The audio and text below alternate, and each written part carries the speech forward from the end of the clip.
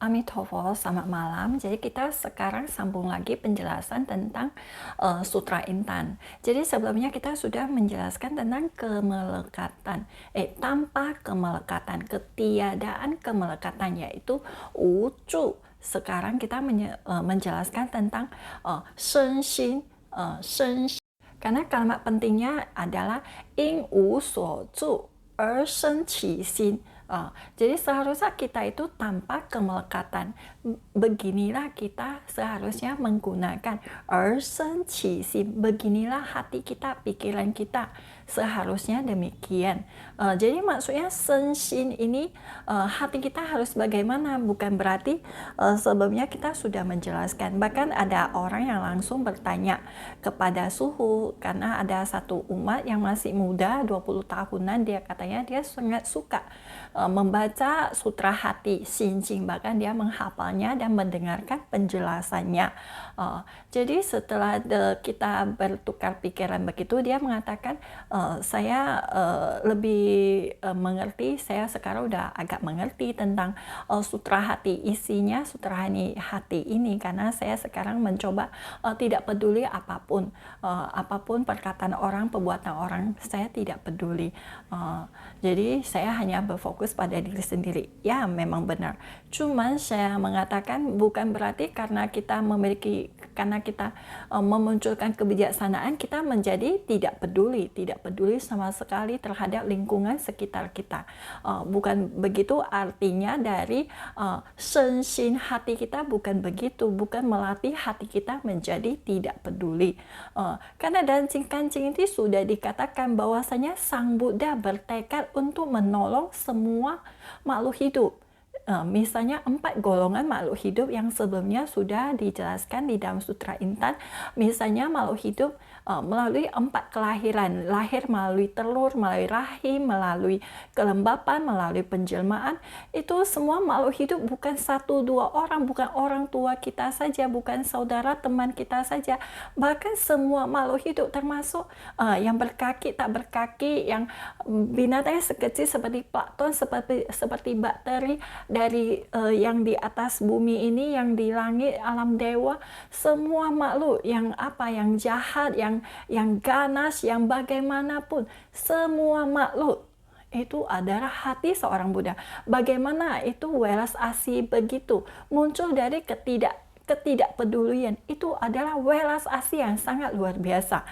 Jadi dalam sutra itu terdapat 4 huruf satu kalimat.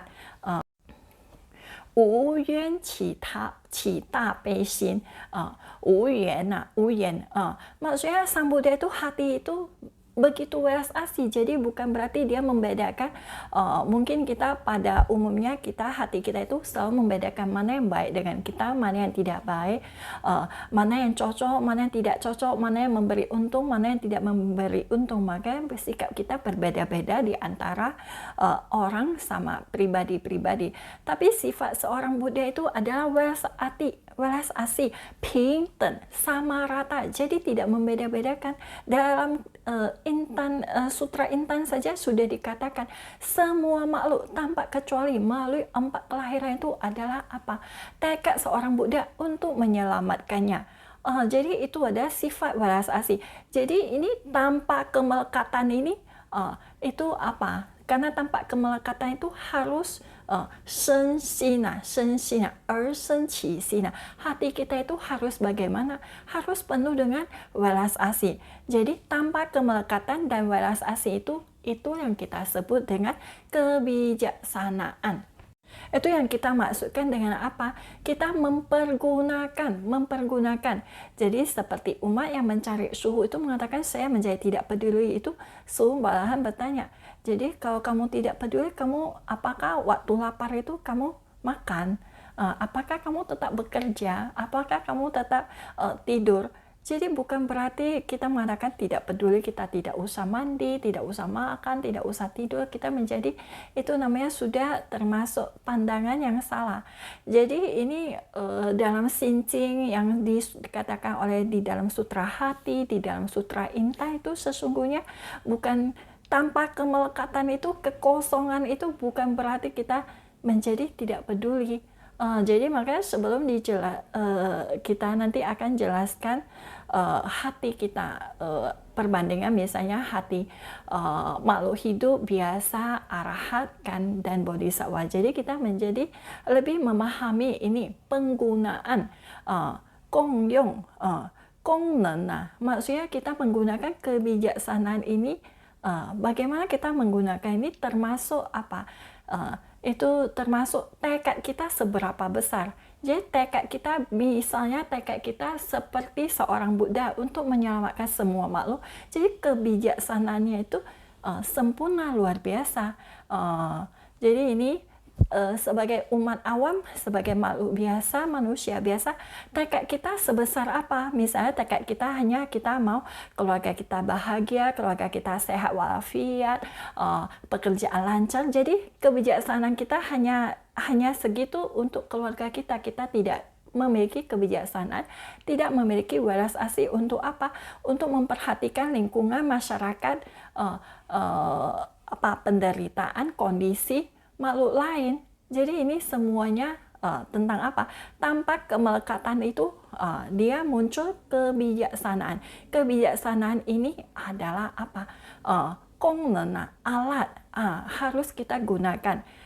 Jadi pada penggunaan ini, penggunaannya yang ditekankan, karena dengan penggunaan, misalnya kita mengetahui bahwa tubuh ini kita akan lapuk, akan sakit, akan tua, akan lemah. Bukan berarti kita sekarang nggak usahlah kita jaga kesehatan, nggak usahlah kita makan, nggak usahlah kita olahraga, nggak usahlah kita makan vitamin, toh dia akan sakit juga, toh dia juga akan lemah, akan menua, terakhir dia pun akan menjadi debu, akan menjadi abu. Bukan begitu. Maksudnya ini kebijaksanaan ini kita bisa menggunakan tubuh kita ini untuk apa? Untuk bekerja, Misalnya penghasilan kita untuk keluarga, untuk menyalurkan anak-anak kita, dan lebihnya itu kita mengetahui, oh ini lebihnya kita harus berbagi kepada orang lain yang membutuhkan. Jadi itulah yang disebut dengan kebijaksanaan. Bukan berarti kita tidak melekat, berarti nggak usah mandi berbulan-bulan, biarkan saja. Saya sudah tidak melekat dengan tubuh saya. Kayak di India itu ada aliran pertapa telanjang. Mereka tidak memakai baju di sepanjang jalan. Jadi mereka memakan rumput-rumputan, begitu memakan buah. Karena mereka sudah menganggap tubuh ini sumber apa? Sumber dosa, sumber nafsu birahi, sumber penyakit. Untuk apa tubuh ini disayang? Untuk apa tubuh ini dijaga? Pada akhirnya tubuh ini pun akan hancur.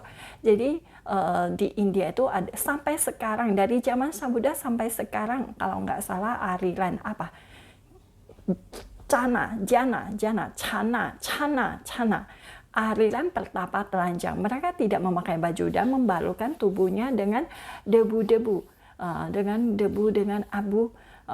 Terus mereka sepanjang jalan mengambil sapu, menyapu jalan mereka yang akan mereka jalani, karena mereka tidak mau menggunakan tubuh ini untuk membunuh makhluk, untuk menambah karma buruk. Jadi ini pandangan ini sebagai contoh bahwasanya kita jangan menjadi terjebak ke pandangan yang salah, pandangan yang menjadi penghancuran, bahwasanya kita jadi untuk apa kita menjaga, untuk apa kita bekerja, untuk apa kita makan, untuk apa kita itu yang harus kita memiliki kebijaksanaan. Untuk apa? Untuk digunakan. Jadi kebijaksanaan itu pada apa? Pada penggunaan tubuh kita, penggunaan harta kekayaan kita.